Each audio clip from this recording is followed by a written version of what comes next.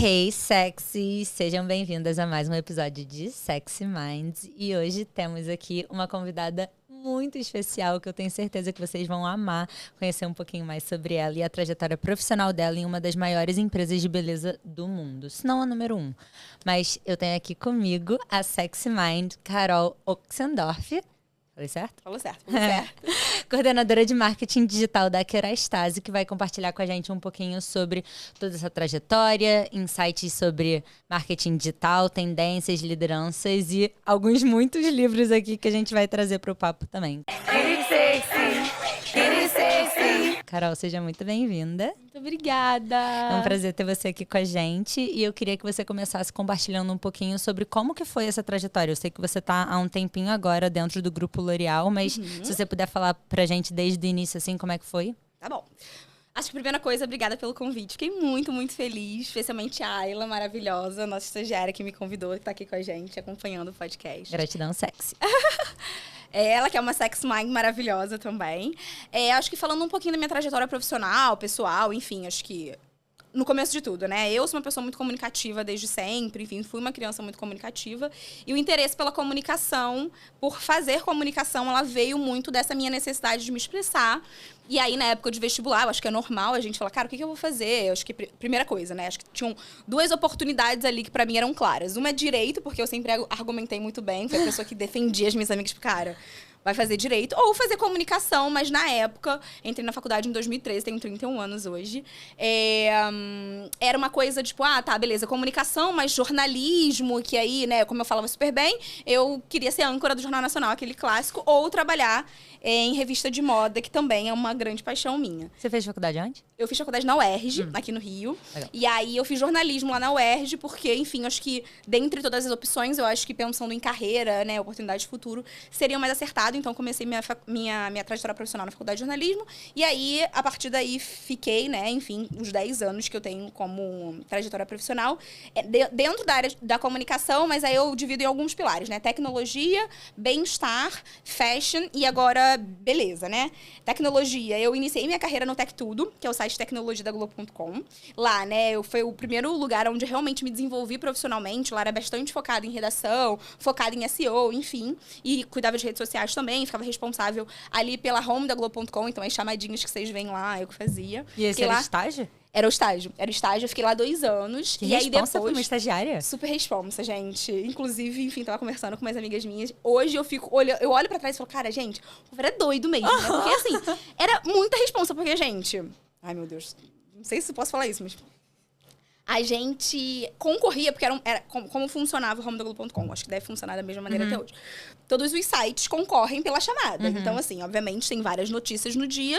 E aí, a galera vai elencando a notícia mais importante de acordo com o que você tem ali pra oferecer. Então, assim, o algoritmo vai entendendo o que tá sendo mais clicado. Não é algoritmo, são pessoas mesmo. Entendi. Tem um time de home que recebe todas as notícias de todos os sites da Globo. E aí, eles são responsáveis por elencar essas notícias. Então, por exemplo, quando a gente tinha notícia que ia pro topo da home, que a gente chamava o topo da home, era, cara, um furo ou um lançamento, enfim, e a gente tinha essa responsabilidade. No meu caso, né, para além de todas as editorias que a gente tinha de tecnologia, eu fazia home da Globo.com e fazia redes sociais também, então foi meu primeiro contato com esse universo um pouco mais de audiovisual. Aprendi a fotografar lá, a filmar lá, editar tudo.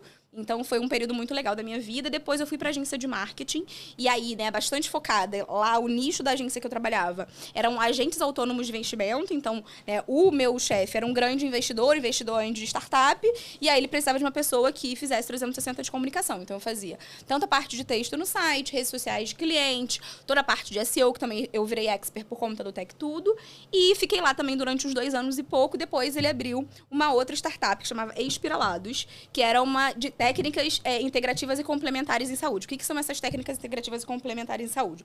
O SUS tem essas 22 técnicas mapeadas, que são medicina tradicional chinesa, yoga, terapia floral, Porque a gente entendeu naquela época que existia um gap de mercado que eram pesquisadores dentro das universidades que já estudavam essas técnicas integrativas e complementares em saúde, inclusive a esposa do André era uma delas, que era professora da UERJ e era terapeuta floral. Que é o que falam, tipo, uma medicina mais esotérica, Exatamente. uma coisa mais E aí mística. tinha muito essa crença, tipo assim, cara, isso é esoterismo, mas essa galera dentro das universidades já tava pesquisando e já tava vendo que isso realmente dava certo, principalmente pensando, né, nesse... Cara, tem uma pessoa que tá lá com câncer desenganada, e aí eu vou utilizar a Ayurveda pra tratar a alimentação dessa pessoa e ela vai conseguir... Amor, eu sou filha do Joe Dispenza. Pra mim é o poder da mente que cura tudo. Exatamente. Então... E aí a gente entendeu esse gap de mercado, então a gente fez um depara, né?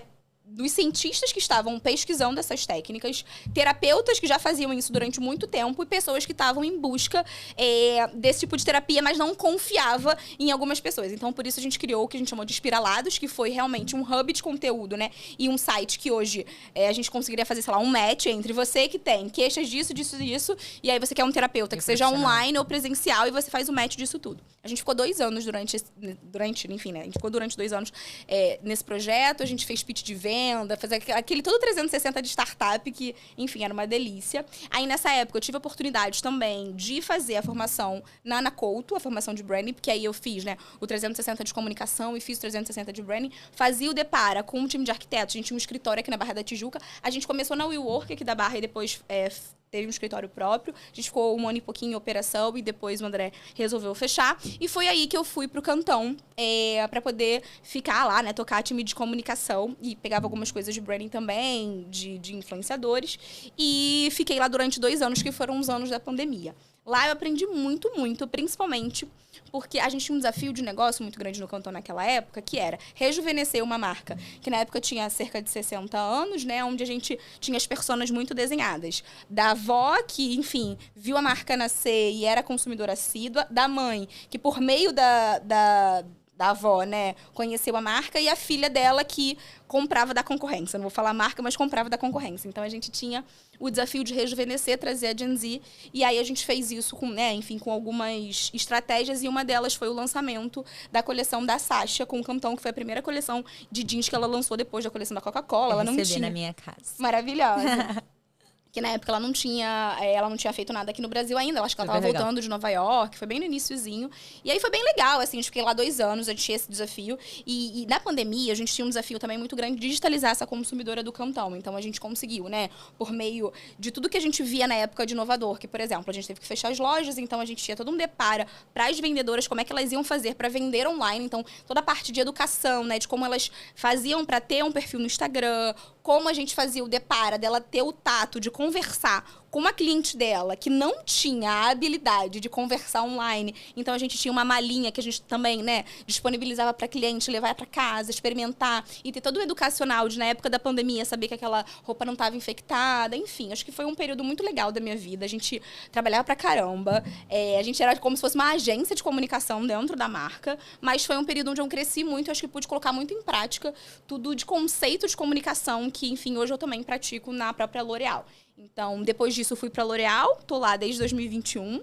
É uma trajetória também não linear, porque eu sou uma pessoa muito ligada à inovação, com muitas ideias, eu gosto de colocá-las em prática. Então, acho que também trabalhar numa empresa que realmente me fornece isso é muito legal. E na L'Oréal eu consigo fazer isso. Então, eu entro na L'Oréal dentro da divisão de produtos profissionais. Lá a gente tem 4 divisões de negócio. A divisão de grande público, a divisão de beleza dermatológica, a divisão de luxo e a divisão de produtos profissionais. Globalmente, temos 40 marcas e no Brasil temos 22 marcas. E aí eu entrei na divisão de produtos profissionais, continuo lá até hoje, mas eu entrei no e-commerce na época, que chamava Segredos de Salão, que era um e-commerce focado só nas nossas marcas. Então também entrei para tocar toda a parte de SEO, social media, tudo que eu fazia. Mas é um e-commerce de conteúdo ou ele vende produto também? Vendia produto, ele já fechou, mas ele só vendia os produtos das nossas marcas. Então a gente vendia L'Oréal Professionnel, que era a Stasi Red, que na época não tínhamos Matrix lançou esse ano, então o Segredos de Salão ele existia acho que desde 2019 e era bastante focado em aquisição de leads, né? Então, a gente tinha um blog que a gente fortalecia com SEO, mas a gente também tinha toda uma estratégia de aquisição de leads que nos suportava, principalmente no 360 de dados, onde a gente realmente conseguia saber ali o que aquela cliente achava para poder fazer toda a parte de nutrição de tudo que a gente tinha de força de vendas, enfim. Que máximo. Você consegue dar um exemplo, além do blog, assim, de o que era uma estratégia de aquisição de lead que vocês faziam dentro desse site? No site, a gente só tinha estratégia de aquisição de lead por meio do artigo de blog. Mas agora a gente tem uma estratégia de aquisição de lead em Kerastase mais robusta. Que aí eu conto pra vocês, porque eu acho que é legal vocês saberem também. Eu acho que, enfim, é legal pra gente trocar. Então você já entrou dentro dessa área de digital do Segredos de Salão. Eu entrei dentro do digital do Segredos de Salão. A posição era Community Manager na época. E aí eu fazia todas as 360 e era legal, porque tinha um lugar de inteligência também, que eu sabia, né, por meio ali, né, no dia a dia das redes sociais, o que aquelas consumidoras queriam e fazia o depara para o time de saque, para o time de negócio, entendendo oportunidades de negócio para a gente poder escalar. Então, era como se fosse realmente uma startup ali. Cara, sim, dá para ver que o seu perfil é um perfil quase que empreendedor dentro dessas empresas, né? Todos os lugares que você passou, dá pra ver o brilho no olho que você teve, tanto dos aprendizados, quanto do que você acreditava no potencial dessas empresas. O que você acha que você procurava em cada uma desses momentos da sua trajetória profissional? E o que você acha que fez você chegar até onde você tá hoje na L'Oréal? Olha, quando eu penso num lugar para trabalhar, porque a gente sabe que, cara, o trabalho não sei, enfim, acho que depende da pessoa e depende do que ela quer pra vida dela, mas na minha vida o trabalho é um pilar muito importante. Acho que sabendo da minha trajetória pessoal, minha trajetória, enfim, de vida, eu realmente vim de um lugar onde a gente sempre valorizou muito estudo e trabalho. Então, hoje eu tenho oportunidade de escolher o lugar que eu vou trabalhar. Então, por isso, eu realmente escolho a dedo, assim, falo, cara, eu quero fazer uma coisa que eu gosto, eu quero fazer uma coisa que eu curto. Eu acho que, obviamente, que a gente sabe que trabalho não necessariamente precisa ser o que a gente gosta, mas eu, Carolina, não sei fazer as coisas sem paixão. Eu sempre falo isso, eu preciso muito ser apaixonada, eu preciso acreditar naquilo. Tem gente que realmente consegue trabalhar, eu não consigo, porque é isso, assim. Eu vou entrar num projeto e falar, gente, e se a gente fizesse isso aqui? Com paixão, com brilho no olho, com vontade, eu vou dar 300% mais sabendo que eu vou sair dali e deixar as coisas um pouquinho melhores. A gente teve uma palestra da Grazi Mendes e ela falou um pouco disso, assim, ela trouxe uma frase, né, que ela aprendeu com os pais dela e eu achei super bonito, eu acho que eu levo muito isso pra minha vida.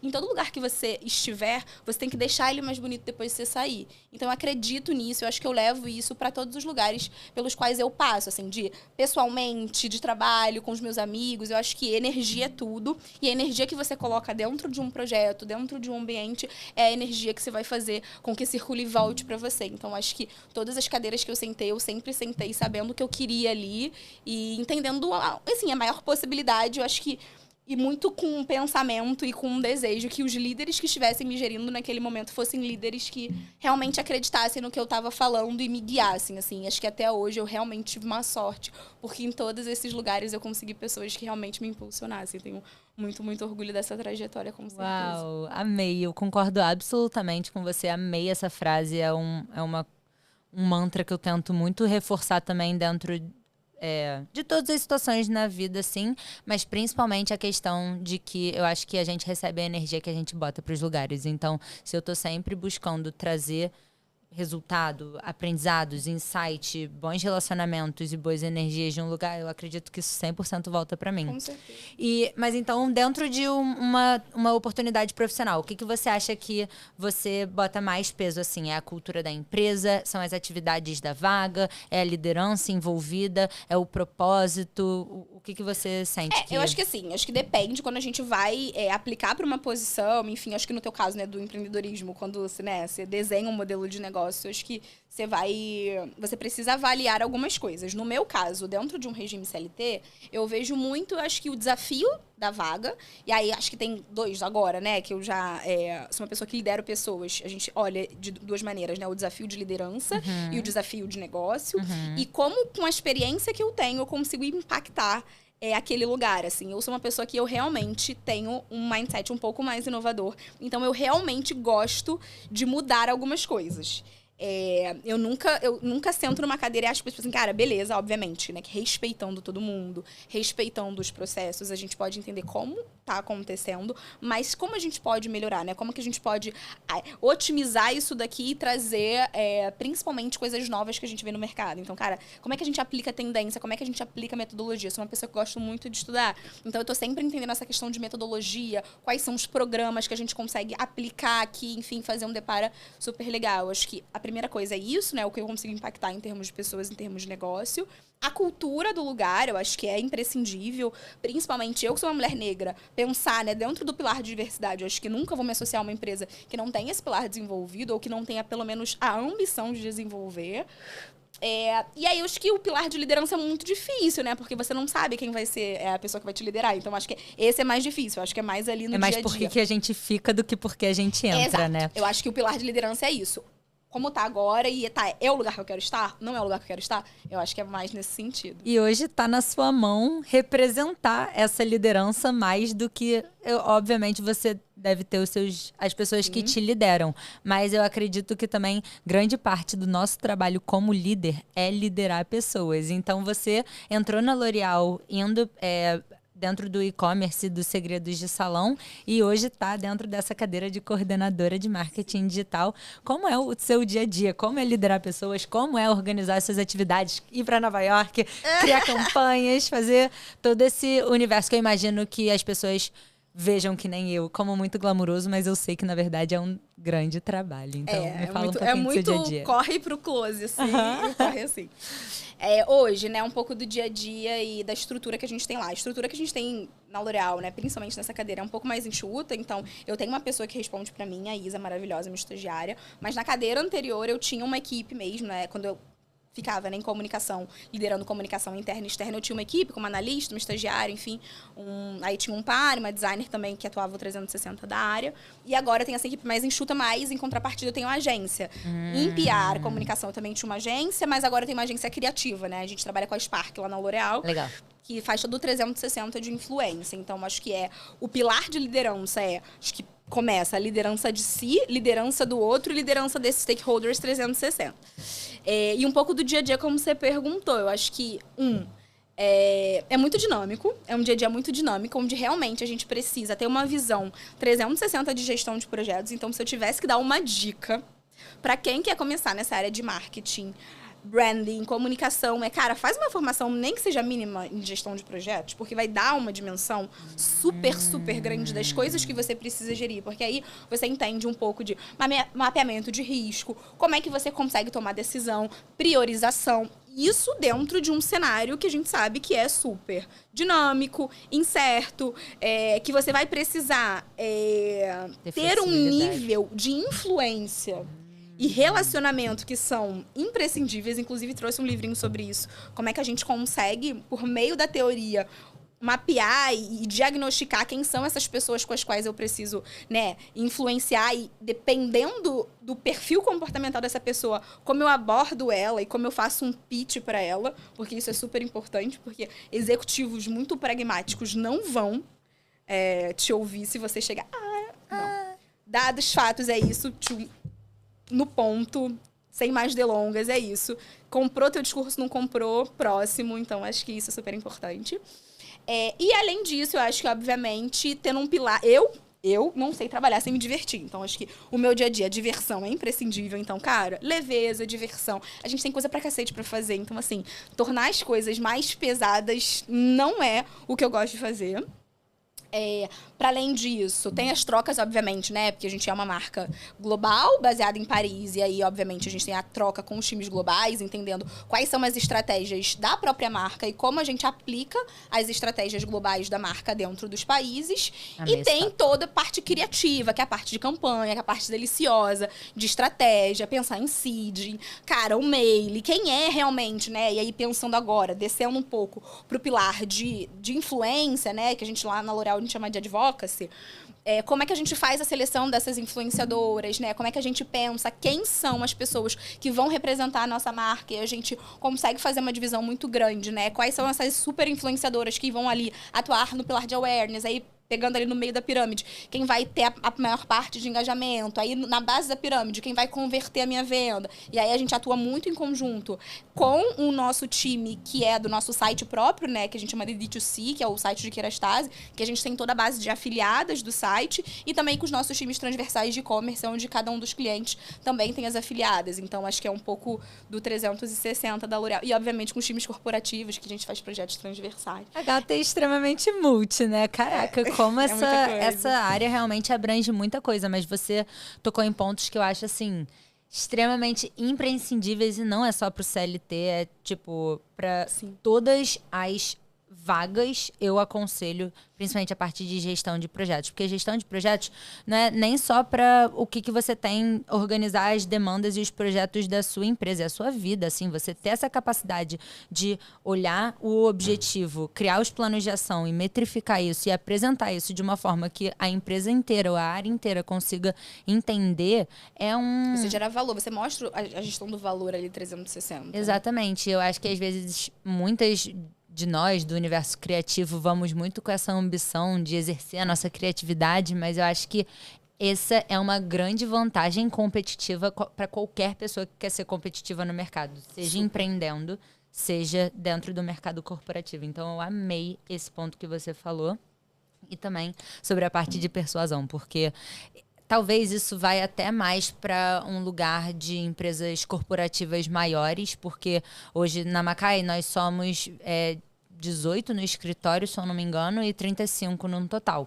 Então, se a vendedora quiser me mandar uma mensagem, falar diretamente comigo e trocar uma ideia e me falar sobre um produto que não está performando, ou uma forma de comunicar, ou uma sugestão para o Instagram, é assim, entendeu? Mas e você dá essa super abertura para elas. Absolutamente. A gente tem... É uma cultura diferente, é uma cultura muito jovem. A gente realmente tenta olhar as coisas que a gente vê no mercado e afasta um pouco do que a gente concorda, a mudança que a gente quer ser, e tenta implementar isso de uma forma dentro de processos, porque a gente também já entendeu que para a gente conseguir ser efetivo e escalável, a gente precisa não só pegar essas coisas que a gente acha legal e testar, ver como é que funciona no dia a dia, mas criar um processo para que isso consiga ser replicado para as outras áreas da empresa, comunicado para as outras áreas da empresa e perpetuado, não seja uma coisa só pontual. Então, essa parte também foi muito importante para a gente. Mas eu, pesquisando sobre você, eu vejo muito sobre o seu propósito, assim, e o quanto que você é conectada com esse poder transformacional que uma marca tem na vida das pessoas. E conversando um pouquinho com você, deu para ver o quão forte isso vibra dentro de você. O que você sentiu dessa conexão, desse propósito com a Kerastase e o trabalho que você faz lá dentro? Acho que a primeira coisa é quando decidi realmente fazer esse movimento, né? Onde eu saio da comunicação, porque a comunicação atendia todas as marcas transversalmente. Então, enfim, a gente já estava acostumado a trabalhar com Kerastase para estar na marca e, enfim, liderar toda a parte de marketing digital. Eu acho que foi um presente. Kerastase é uma marca já muito amada, é uma marca, enfim, é a marca número 1 de tratamento capilar, né? A gente chama de hair care. Eu amo, eu uso. Maravilhosa. Do mundo. Então, assim, a gente realmente é gigante. E aí a gente tem esse desafio, né, de ser gigante também no mercado brasileiro. Estamos conseguindo conquistar isso, graças a Deus. E assim, acho que a Kerastase, essa marca, né, a gente comemorou 60 anos no ano passado. E é uma marca muito ligada à inovação e disrupção. Ela nasceu no maio de 68 ali na França, onde realmente a mulher, né, tinha um outro papel, estava desenhando-se para ela um outro papel dentro da sociedade. E foi uma marca que acompanhou todos esses marcos femininos, né? Então, hoje, a gente tem, obviamente, um portfólio de produto muito extenso, onde a gente dá para essa consumidora, né, tudo que o cabelo dela precisa, né, diferentes momentos. Então, se você quer pra praia, eu tenho um Soleil. Se você quer num evento especial, eu tenho o meu Elixir Ultime, que é o meu hero da marca, onde você pode usar ele em qualquer momento da sua vida. Se você é loura, eu te dou Blonde Absolute. Se você quer anti-freeze, eu te dou Gloss Absolute. Então, a gente tem essas linhas, mas que, para além disso, é uma marca que ela consegue se conectar com essa mulher para além disso. Em 2022, a gente lançou a nossa causa de marca, que se chama Power Talks, onde a gente fez uma pesquisa global com 2.000 mulheres e a gente entendeu o que a gente chamou de gap de autoconfiança.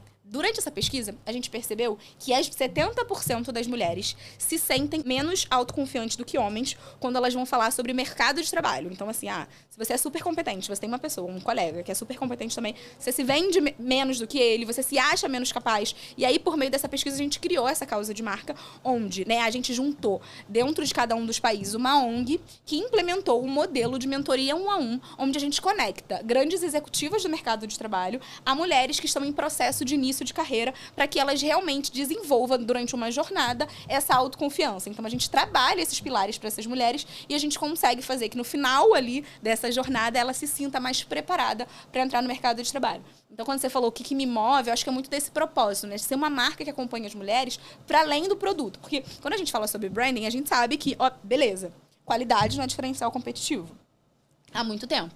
Preço não é diferencial competitivo há muito tempo. Então, o que a gente, como marqueteiro, enfim, como pessoas que gerem marcas, a gente precisa entender qual é a associação que eu preciso fazer com essa consumidora que ela faça com que ela enxergue valor para além somente do meu portfólio de produto, para além da qualidade do produto. Então, acho que isso eu super assisti, eu te falei para você, né? Que eu fiz todo o meu trabalho de jornalista de apuração. Assisti todos os seus vídeos e né, percebi um pouco do teu approach. Você fala muito sobre isso, você estuda pra caramba e você traz muito isso. Eu lembro de que eu não vou lembrar o episódio, porque eu não tô com meu caderninho aqui, senão eu estaria falando sobre o episódio. Que você falou sobre o criador do Starbucks e onde ele trouxe, acho que o conceito de terceiro lugar, isso? Viu? Minha memória ainda tá boa. E que ele realmente queria criar um lugar onde não fosse a casa, nem fosse o trabalho, um lugar que fosse, né, um ambiente confortável ali para as pessoas estarem, mas que você trouxe muito essa parte de conceito de associação de marca, né? De como eu, ao consumir um café do Starbucks, eu me associo àquele lugar, porque é um café, obviamente, com a qualidade muito maior, muito melhor, que vai ter o meu nome, que eu vou poder tirar foto, vai ser um lugar instagramável, mas vai ser um lugar, obviamente, como... ao consumir aquele produto, eu me associo àquela marca e, para além disso, me associo a essa comunidade, né, apaixonada por aquela marca, enfim, por aquela criação. Então, acho que, falando sobre Kerastase é um pouco disso, né, a mulher que consome aquele produto, ela também se associa a esses valores que a gente, como marca, tem. E eu acho que o meu papel aqui, muito nesse lugar, né, do pilar de marketing de influência, é como é que a gente constrói essas conversas autênticas, dentro de um cenário que hoje a gente vê, na última pesquisa que o time da YouPix fez com a Nielsen, eles perceberam que 70% dos consumidores acreditam mais na palavra do influenciador, né, no que o influenciador diz, do que em qualquer outro meio. Então, acho que isso traz pra gente, como marca, uma responsabilidade muito grande. Por quê?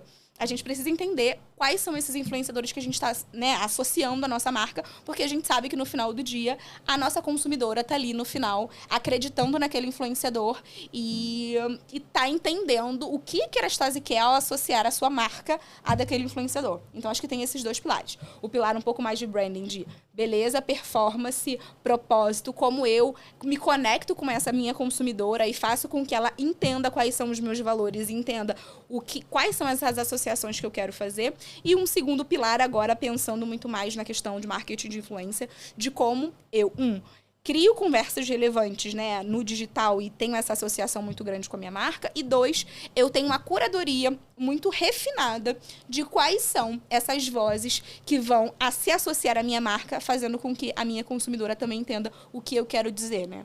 Eu acho que é um pouco disso. Eu falei muito. Não, eu amei. Nossa, muito sexy, muitas informações. Eu tava tentando aqui pensar na minha cabeça como... E eu falo muito rápido também. Como foi a minha pergunta, exatamente. A galera vai ter que ver no aí o podcast, porque senão vai aparecer o blá, blá, quando estiver falando. Mas eu acho que é ótimo, assim, a gente otimiza tempo, entendeu? O podcast não fica longo. Mas a minha pergunta, porque você falou muitas coisas muito relevantes e interessantes agora, que eu acho que, inclusive, eu adoro que você traz dados para backup, coisas que são quase que intuitivas minhas, mas que eu vejo muito analisando o comportamento de pessoas, que sim, as pessoas se conectam muito mais com pessoas, outros humanos, do que com as marcas. Eu não sei se foi pelo movimento do digital que acabou criando um afastamento que as pessoas normalmente tinham com as marcas através das vendedoras e o serviço e o atendimento que você tinha ali no offline, exatamente, no 1-a-1.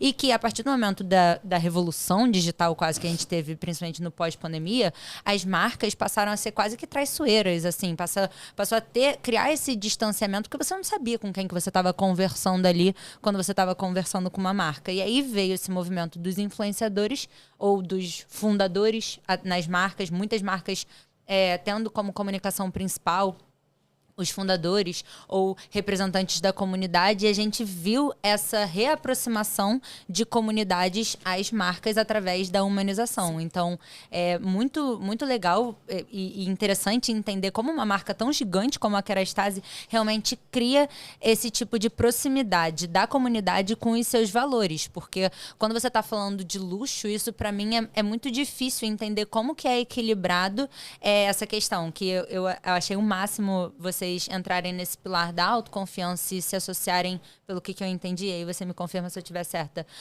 através dos movimentos e das campanhas e das comunicações e das pessoas que vocês escolhem se aproximar, vocês reforçam esse valor de autoconfiança que a Kerastase está propondo para conectar mais profundamente com o público do que só qualidade dos produtos e posicionamento de mercado, né? Com certeza. E foi, inclusive, uma provocação do nosso presidente global na última visita que a gente teve. A gente estava trazendo algumas possibilidades aqui.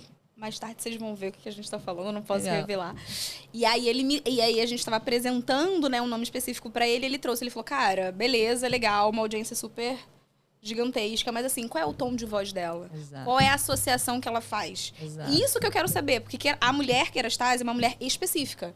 E eu não quero perder essa identidade. Então, eu não tô me preocupando muito com a audiência, eu tô me preocupando muito mais com o tom de voz. Eu acabei de voltar de um congresso onde eles falavam exatamente isso, que como cada vez mais o mercado da influência tá com mais ofertas, hoje o que importa, ou o que conecta, o que é relevante para uma marca é a narrativa que você está se associando. Qual é a história dessa pessoa? Qual é o tom de voz? Quais são os valores que ela está associada? Quais são as outras marcas que ela está associada? Qual é essa pessoa que ela representa perante a sociedade pra gente se associar a essa narrativa. É isso. E quais são as conversas que ela gera ali também pra própria comunidade? A relevância dessas conversas. O que eu quero reverberar com aquilo? Exatamente, porque se pegar a Kerastase e falar, tipo, agora eu quero que você comunique alguma coisa que você nunca comunicou antes no seu público. Qual é a sinergia que ela vai ter, de fato, com a marca, né? Mas e aí, falando sobre esse lugar de, tipo... Porque a Kerastase é da linha profissional ou é da linha luxo? É da linha profissional. A divisão de luxo, ela não tem categoria de cabelo. Só tem categoria de fragrância e maquiagem. Entendi. Mas é porque a Kerastase tem um posicionamento mais exclusivo, né? E é uma marca de luxo dentro da categoria profissional. Exato. E...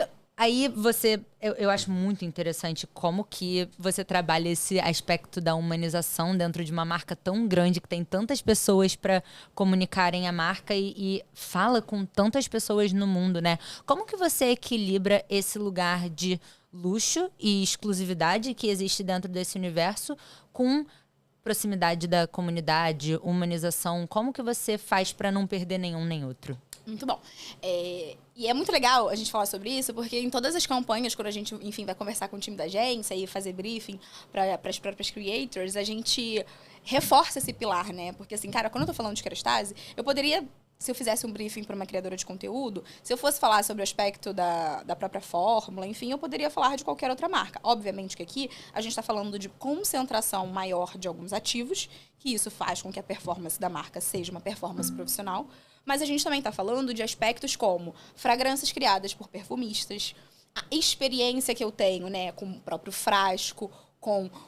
acho que é um momento... Usar Kerastase é muito isso, né? É um momento de autoindulgência, assim. É um momento de experiência onde eu vou pro banheiro e eu sei que aquele vai ser o meu momento. É isso que a gente tenta construir. A gente tem uma diferenciação muito grande quando a gente pensa em marcas, principalmente de cabelos, que são marcas mais massivas, marcas mais premium.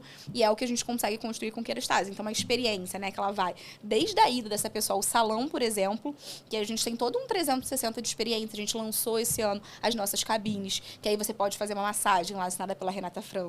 Você tem todo um quê de aromaterapia. E aí você tem um diagnóstico no seu cabelo por meio da nossa K-Scan, que é a nossa câmera de diagnóstico capilar, onde por meio da inteligência artificial, ela fala para você qual é o produto que o seu cabelo está precisando. Ela faz um diagnóstico e o cabeleireiro complementa esse diagnóstico. Então, é uma marca que ela, obviamente, né, tem os produtos que você leva para casa, mas sempre tem esse cuidado e esse depara que começa no salão por meio dos nossos cabeleireiros.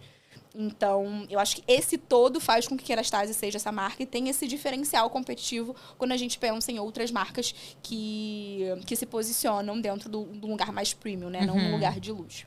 E aí, como eu faço... Quando a gente, né, no Brasil faz esse deparo, é um desafio, porque a gente realmente tem... trabalhar muito dentro de um pilar educacional, né? Porque eu acho que, obviamente, pensando dentro do 360 do nosso país, cenário econômico, a gente sabe que o pilar de preço é um pilar, né? Que pode impactar essa consumidora. Então, acho que como é que a gente traz esse convencimento de beleza, você vai pagar a mais, mas vai valer o que você paga. Você vai pagar a mais, mas o seu cabelo nunca vai estar como não estaria com Kerastase. Assim, sempre fala, um cabelo Kerastase é um cabelo Kerastase. Porque é isso, assim, onde você chega, as pessoas conseguem entender, cara, que fragrância é essa? O que você está usando? E aí as pessoas, você tem uma assinatura, né? Porque acho que é isso, né? O pilar de associação de marca. Eu tô usando Kerastase. Então, cara, quem é essa mulher que usa Kerastase? Eu acho que é um pouco disso, assim. E aí, se a gente fosse fazer essa associação com o pilar de luxo, seria um pouco esse. E aí, esse ano a gente fez uma estratégia super legal, que a gente... também para trazer esse depara, né? Que a gente fez o patrocínio do desfile da Missy, o último desfile dele de Tieta que eles fizeram. A gente fez uma associação com Lancôme, que é uma marca também do Grupo L'Oréal, onde o Lancôme assinou a beleza com make e skincare, que eles também têm, categoria de skincare, e a gente assinou cabelo. E fez isso com uma marca de luxo brasileira, que é a Missy, que está super em ascensão, mas também para poder trazer esse pilar de brasilidade, né? Então, como é que a gente fala sobre luxo no Brasil, com o pilar brasileiro, com o DNA que a gente tem? A gente não precisa necessariamente se tornar, né, pegar signos e símbolos europeus para ser melhor ou pior. Né? Embora algumas marcas, inclusive nacionais, queiram fazer essa associação.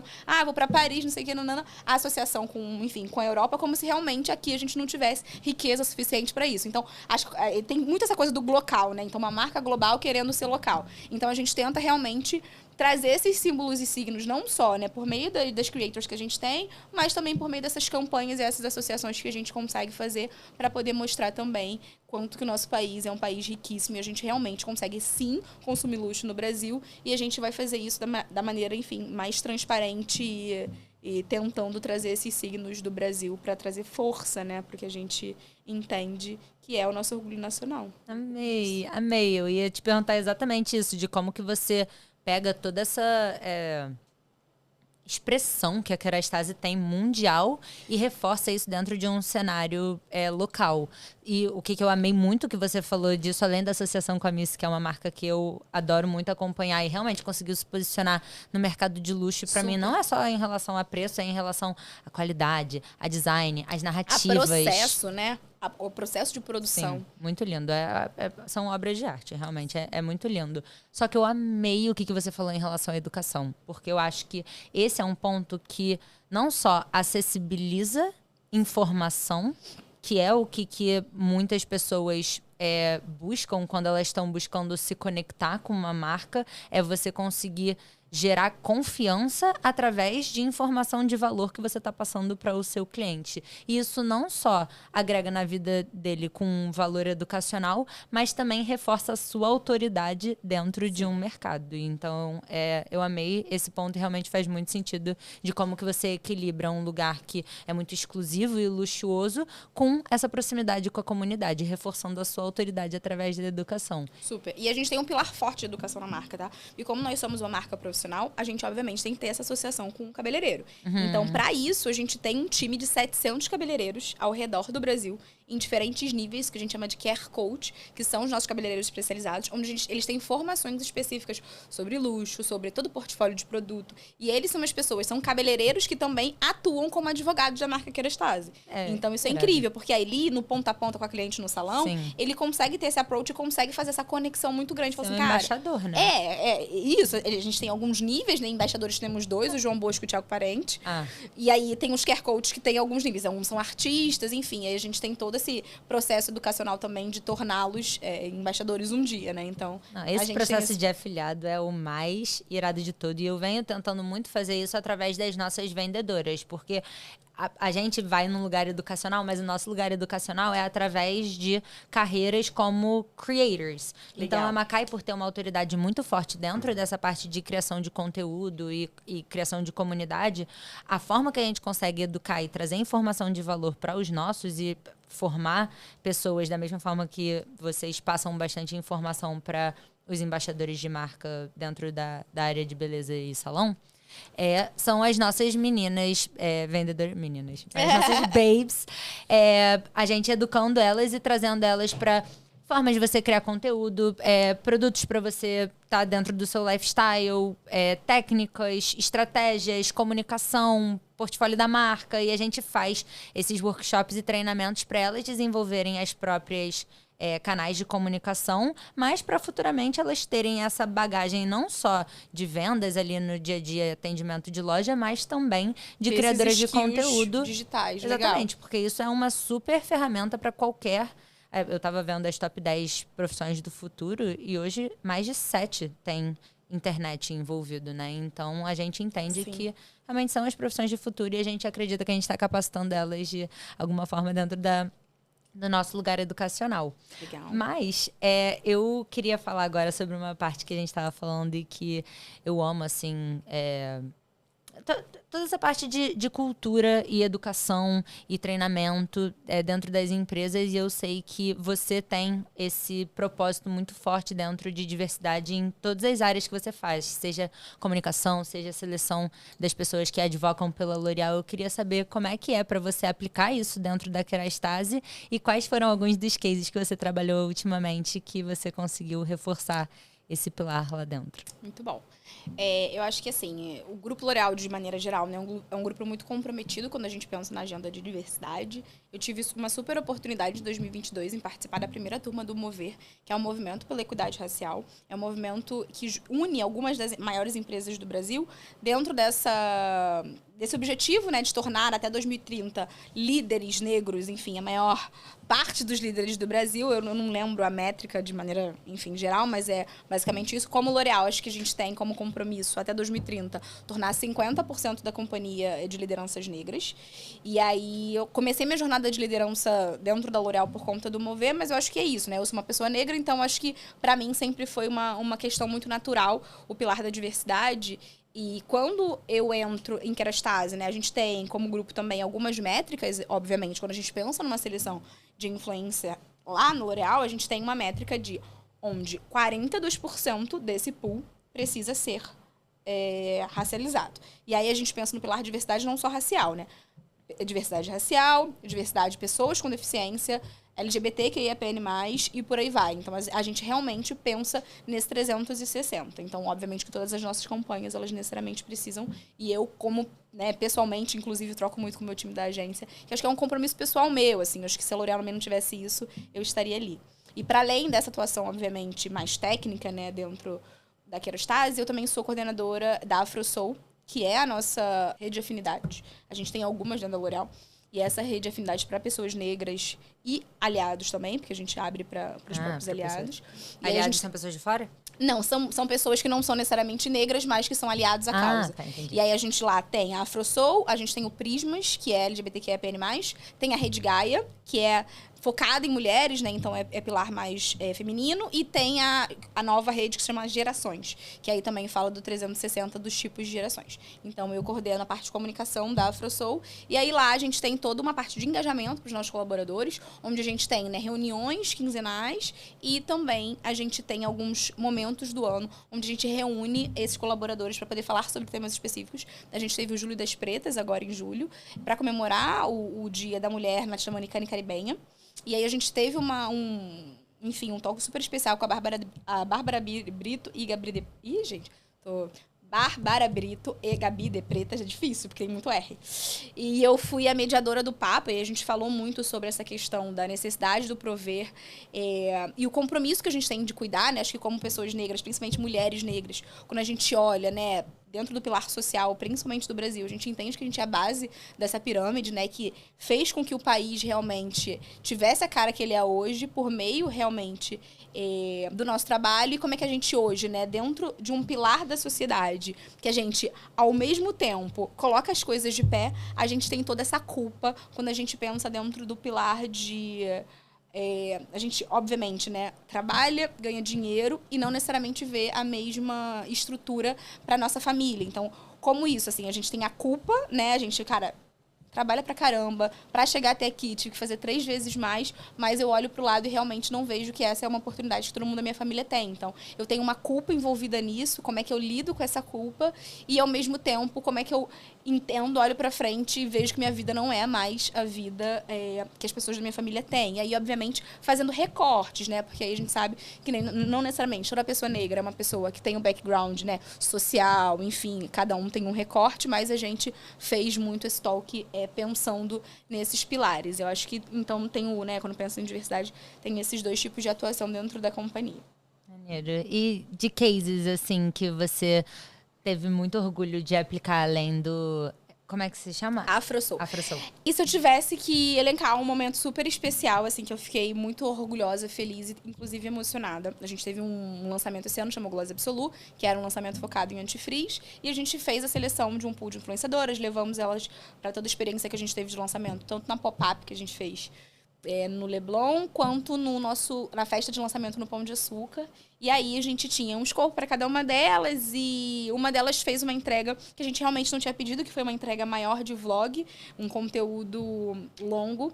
E aí ela fez a publicação organicamente, a gente estava assistindo o conteúdo, eu e o time da agência, e aí teve um frame do conteúdo final, assim, que ela falou muito emocionada, que ela realmente não imaginava estar ali naquele momento, ela não imaginava realmente que ela pudesse ser uma pessoa, acho que, primeiro, né, criadora de conteúdo, é uma mulher negra de pele retinta, com cabelo super, super crespo.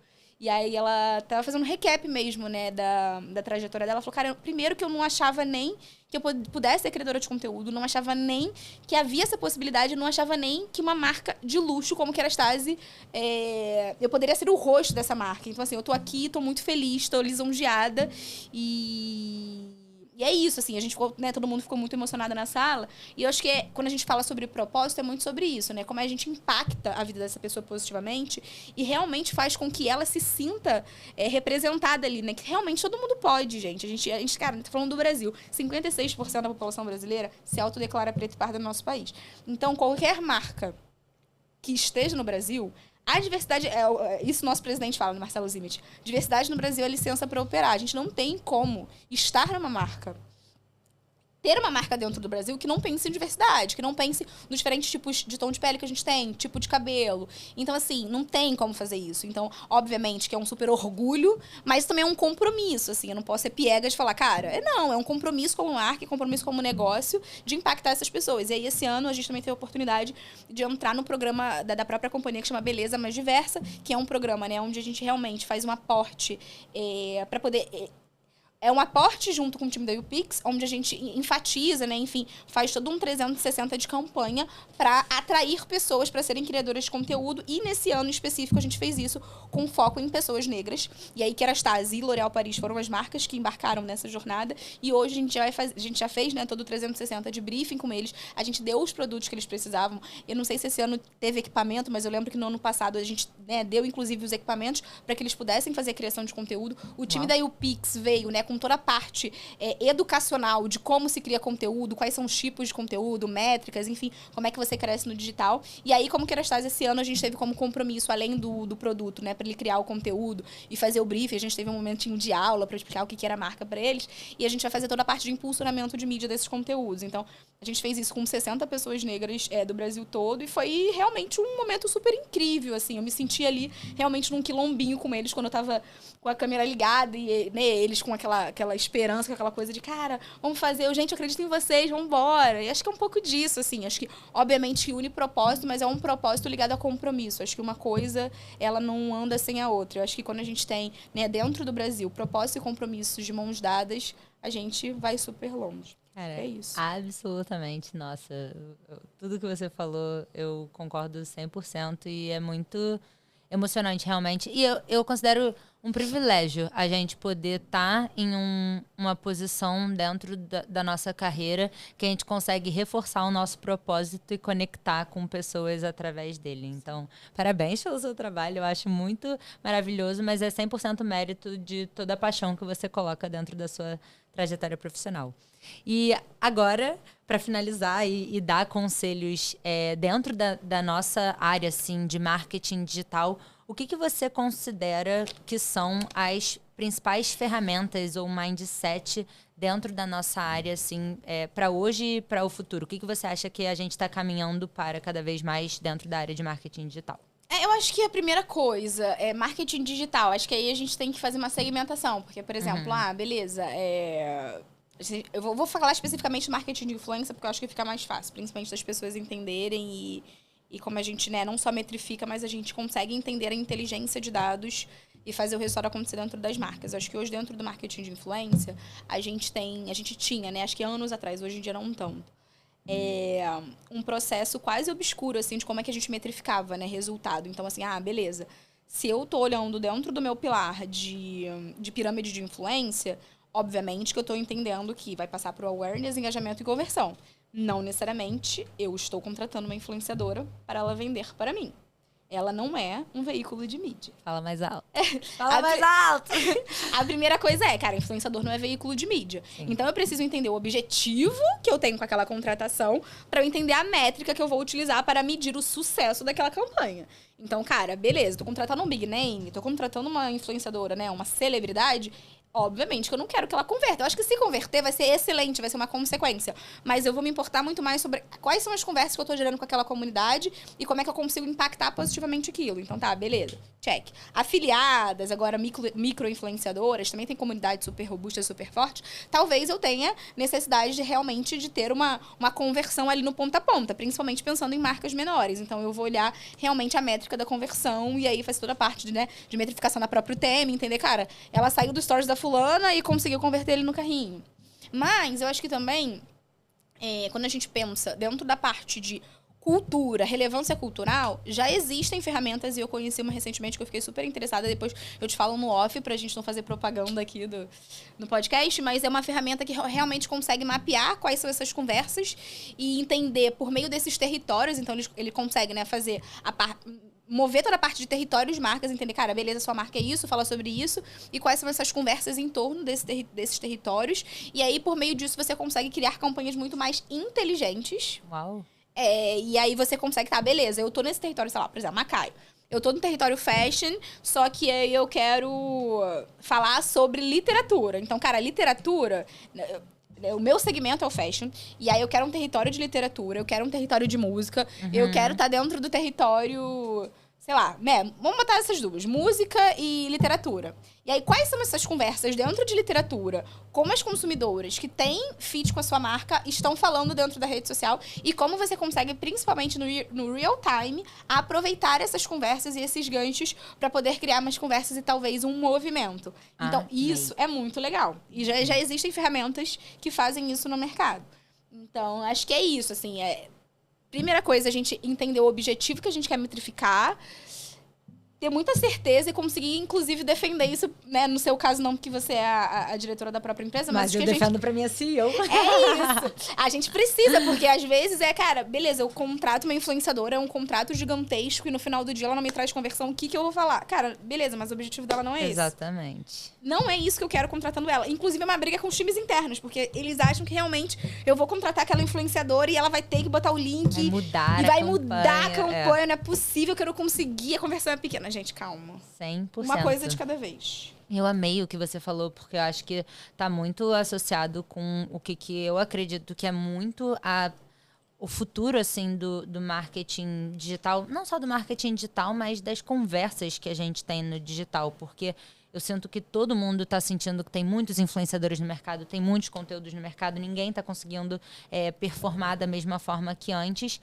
Mas, se a gente parar para observar qual é o comportamento das pessoas dentro das redes sociais, quais são as pessoas que de fato estão crescendo hoje, porque tem pessoas crescendo, tem pessoas conectando.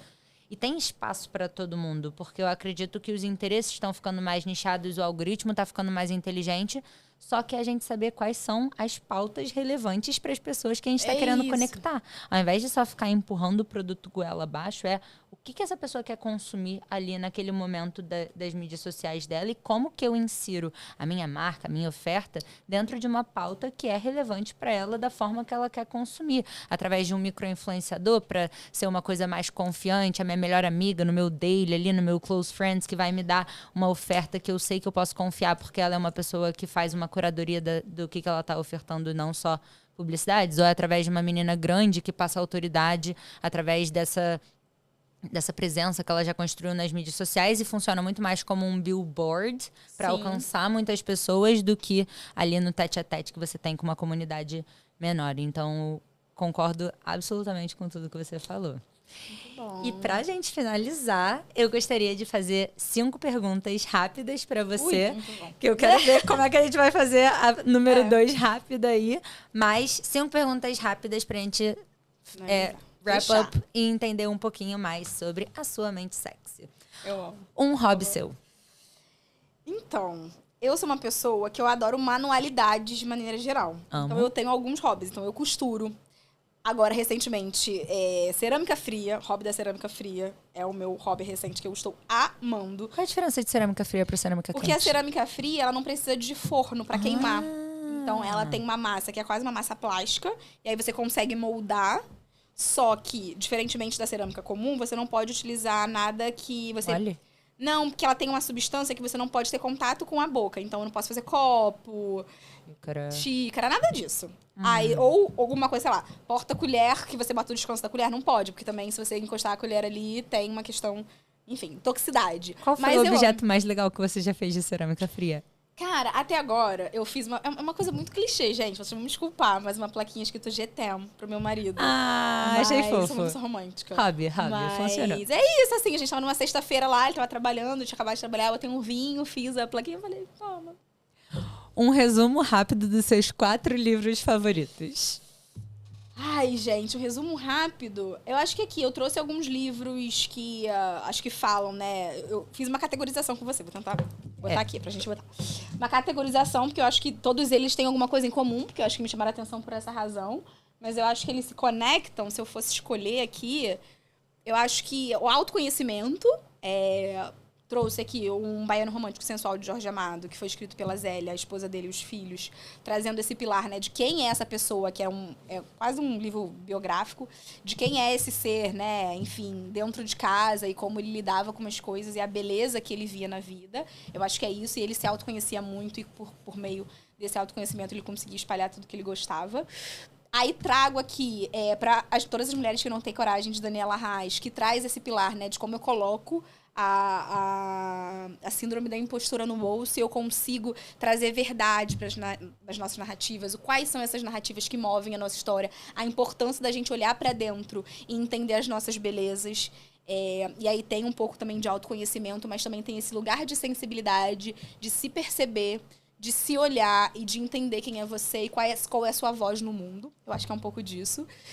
Persuasão, de Maitê Carvalho, que fala sobre como é que a gente usa retórica e comunicação para a vida pessoal e profissional. Aqui acho que é entender muito o lugar de onde eu quero chegar, como eu chego nesse lugar e quais são as ferramentas que eu vou colocando na minha mochila, né, aos poucos, para eu chegar mais rápido, mas com a consciência de quem eu sou e com o que eu quero comunicar. Então, acho que é quase uma inteligência ali da comunicação para você deixar a sua vida um pouco mais tranquila. Amei. E fazer as coisas de uma maneira mais... Aquele ponto que você estava falando quando você falou sobre você conseguir persuadir as pessoas através da sua comunicação dentro do mercado de trabalho. Te ajudou nesse lugar. Me ajudou muito nesse lugar, porque assim, acho que aqui primeiro é conhecimento sobre pessoas, né? É imprescindível em qualquer lugar da vida, mas nesse caso, você tem uma leitura muito rápida de quem é aquela pessoa, qual é o perfil, né, que ela tem. Eu acho que você faz isso por meio tom de voz, de vestimenta, né, atitude, e aí você consegue, por meio desse conhecimento mais técnico, teórico, entender qual é o approach que você vai ter com ela pra você realmente conseguir o que você precisa. Aí, nesse caso aqui, a gente tá falando muito no lugar de trabalho, mas eu acho que a gente pode utilizar em todas as áreas da nossa vida. Amém. Inclusive pra date. Mentira, e Descansar e Resistir, o Manifesto, da Tricia Hersey, que ela fala realmente sobre o Ministério do Sono e como é importante, principalmente para pessoas negras, o lugar do descanso. É imprescindível, porque a gente corre, e a gente nunca sabe qual é a linha de chegada, a gente não sabe nem se vai existir uma linha de chegada. Então, aqui é muito lugar de... A gente faz tudo isso, a gente se autoconhece, a gente coloca a nossa voz no mundo, a gente implementa técnicas, né, para poder, enfim, se convencer e fazer com que sua mensagem chegue para a pessoa certa, mas se a gente não descansar, a gente não consegue fazer isso. Então, acho que é um pouco de tudo. Amei o seu combo poderoso aí. Eu sou um pouco didática, eu gosto dessa coisa de, então, fazer isso. Muito sexy. Uma marca fora do Grupo L'Oréal que você admira? Ai, não pode ser concorrência, deixa eu pensar. Uma marca que eu admiro... Da sua vida, assim, pode ser fora do Grupo Beauty, do Universo Beauty. Tem uma marca que é de beleza, que é concorrente do Grupo L'Oréal, chama-se Nega Rosa, que é de realmente uma, né, eu não lembro se ela é maquiadora ou se ela é só empreendedora e criou todo, enfim, o portfólio dela de maquiagens, mas eu lembro que eu acompanhava ela na época de blog, e aí ela realmente tinha dificuldade para achar tom de base, né, corretivo, enfim, maquiagem de maneira geral para pele negra, e por isso ela desenvolveu toda uma linha dela. Então, acho que é isso, né? Aqui, trazendo uma mulher negra que pensa em inovação, que conseguiu colocar na rua, né, um Brasil que a gente sabe, enfim, dentro do pilar de empreendedorismo, como difícil é colocar uma marca na rua. E ela conseguiu fazer isso com maestria, uma qualidade excelente das maquiagens dela.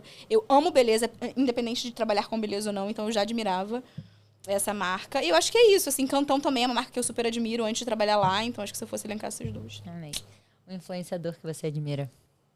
Influenciador que eu admiro? São muitos, tá? São muitos, mas acho que se tivesse que escolher um, eu escolheria a Luísa Brasil.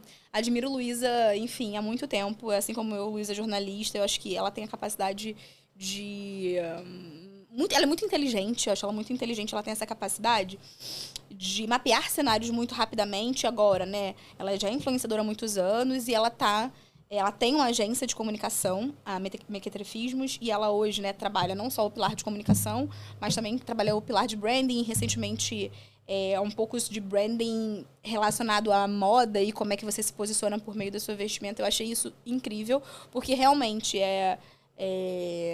quando a gente pensa no ambiente de trabalho, enfim, a gente vê que isso realmente faz diferença. E Luísa consegue surfar essas ondas, né? Como influenciadora, como comunicadora. E aí acho que eu admiro a trajetória profissional e pessoal dela de maneira geral. Então, amém. Disso. E um conselho para quem quer ter uma carreira tão sexy quanto a sua? Olha, eu acho que um conselho... Eu acho que a primeira coisa é paixão. Eu acho que eu vou ser um pouco clichê aqui. De realmente, quem tiver o privilégio de escolher o que vai fazer, porque a gente fica muito tempo trabalhando, né? Escolher o que vai fazer aquilo que goste, ou aquilo que realmente faz o seu coração vibrar. Acho que se a gente olhar para a infância, a gente vê muito da gente na infância, né? Então, assim, cara, quais são as coisas que você amava fazer? Quais são os hobbies que você tinha e que você realmente conseguiria ganhar dinheiro com isso? Sempre naqueles questionários de autoconhecimento, a gente sempre recebe essa pergunta, né? O que você faria se você não precisasse ganhar dinheiro? Então, eu acho que eu faria a mesma coisa se eu não precisasse ganhar dinheiro. Além de dormir, porque eu amo dormir, eu faria a mesma coisa que eu faço. Então, eu acho que quando a gente faz uma coisa, né, com paixão, com verdade, acho que trazendo a ética também aqui pro jogo, sabendo que você tá ali, fazendo o seu, abrindo caminho para outras pessoas, não passando por cima de ninguém, e fazendo isso, né, com uma energia legal, sorrindo, enfim, distribuindo energia positiva. Eu acho que o depois é uma consequência, assim, estudar sempre, né? Acho que se atualizar, enfim, eu acho que saber o que o mercado está pedindo é super importante e imprescindível, mas eu acho que é isso, o autoconhecimento, paixão, verdade, respeito pelo outro. É isso. Super. Os japoneses, inclusive, têm um termo chamado Ikigai, você já ouviu? Sim. Eu acho que eles atuam nisso mais pro final da vida, mas eu encontrei também essa paixão dentro de uma carreira profissional, e eu amo associar o que eu sou boa, o que eu amo com o meu propósito e o que me faz dinheiro. Então, fico muito feliz por ter conectado com você. Muito obrigada por esse tempo e por todo esse conhecimento e por compartilhar a sua trajetória pessoal e profissional. Eu tenho certeza que as sexys vão amar esse episódio. Muitos novos aprendizados, muitos insights, muitos conhecimentos. Muito obrigada de novo por vir aqui. Obrigada a você, foi um prazer. Ficaria aqui umas 3 horas conversando. Muito bom. Muito bom. Sexys. Obrigada, A gente. gente se vê em breve. Beijo. Beijos.